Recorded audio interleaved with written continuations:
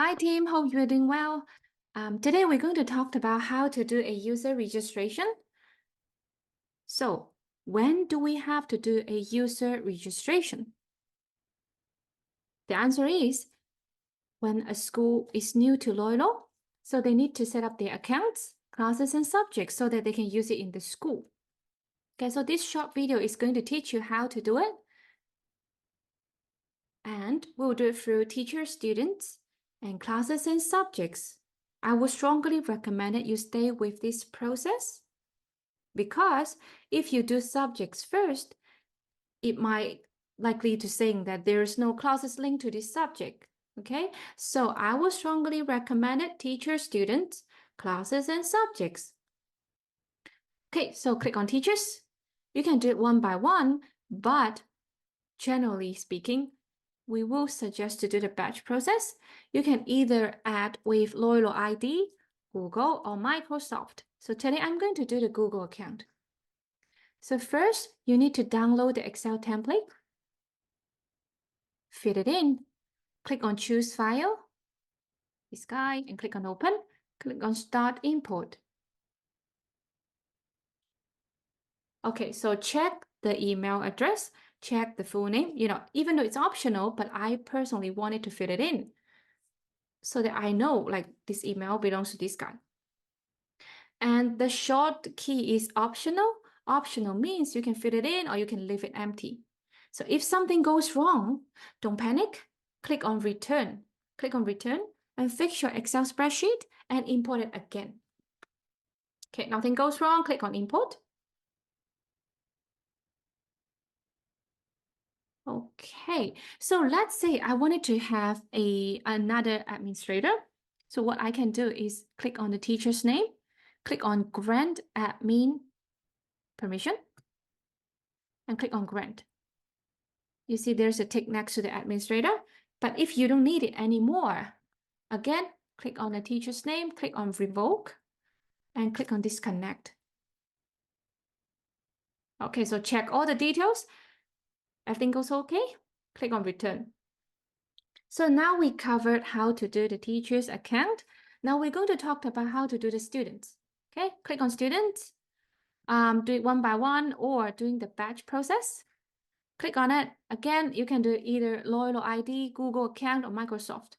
I'm going to do the Google account and download the Excel template. Fit it in and choose File. Click on Add Students by Google. Oh, that's the one. And click on Start Import. So it says to prevent students from being aware of the new academic year's classes and subjects in advance, please set the start date to after the first day of school. This is pretty long, but it's really important. Okay, so let's say this is 2023, September the 1st, and it's gonna end at the 24th August 31st. You know what? Just leave the indefinite period empty. Because if you click on it, it will says, so make sure to only set classes and subjects without a schedule closure to have no fixed end date. So basically just, you don't have to touch it. Set up the start day, set up the end date, click on start import. The reason why we need to set up the end date was because, let's say at the 31st of August this year, this class will be automatically closed in the system. Okay, so nothing goes wrong. Click on start import. Okay, so pay attention to this one.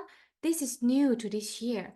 Before, do you still remember we have to do it manually to key in all the year and date and month?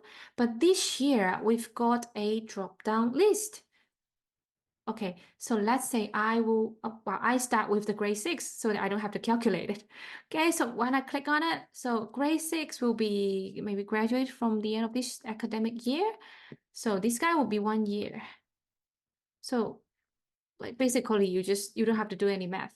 It's just there for you. But before you click on next, double check all the dates. Okay, click on next and check the grade and classes and the email address. And like my preferences is to fill up the full name. And also short key is optional, but I somehow will do the student ID. You know, it's up to the school and up to the teacher. And also something goes wrong. If something goes wrong, click on return, fix the Excel spreadsheet, import it again. Okay, nothing goes wrong, click on import.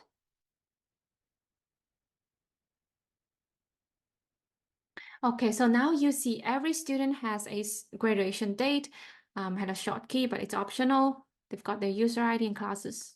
Okay, just double check. If nothing goes wrong, we finish the student and teachers account registration. Okay, so if your Excel spreadsheet is correct, you don't have to touch anything in the classes, but just double check.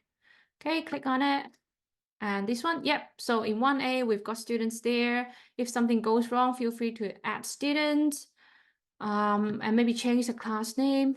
But if nothing goes wrong, we don't have to touch it. Okay, so now the next one is subjects. So you can do it like subject by subject, but I will just do the batch process. And this time I'm going to try the regular subjects. Okay, cool. So click on download the Excel template. It's exactly the same process. And then you fill in Excel and then click on choose file, click on subjects, click on open, click on start import. Okay, again, to prevent students from being aware of the new academic year's classes and subjects in advance, please set the start date to after the first day of school. So again, this guy is and this one is okay, and just don't touch the indefinite period. Okay, nothing goes wrong. Click on start import. Okay, so yeah, attention please. So this one is new this year. Remember last year we only have teacher 1 and teacher 2. But this year it allows you to set up to teacher 6. So 6 teachers can in charge of the same subjects. But you know what? It says it's optional, which means if there's only one teacher in charge of the subjects, just leave it empty. Okay? Okay, check the grade, check the classes, subject's name, and the teacher's email address. Nothing goes wrong, click on import. Something goes wrong, click on return. Okay, click on import.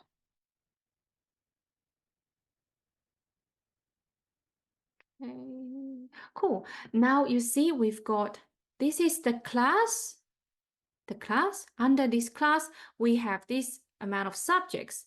And then these subjects links to this teacher. Okay, so just double check.